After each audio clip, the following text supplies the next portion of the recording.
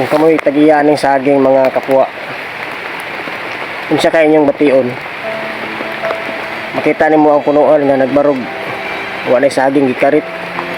Ya ang sakit pa jud kayo kay ang linghod igura nilang gitagak, ipangtagak nila ang linghod. Kini ikaupat na ni, oh, sayang kayo, di pa mapusulan, bilaran ang gikarit. May tuo sila og mahalin na pero gitagak na nila.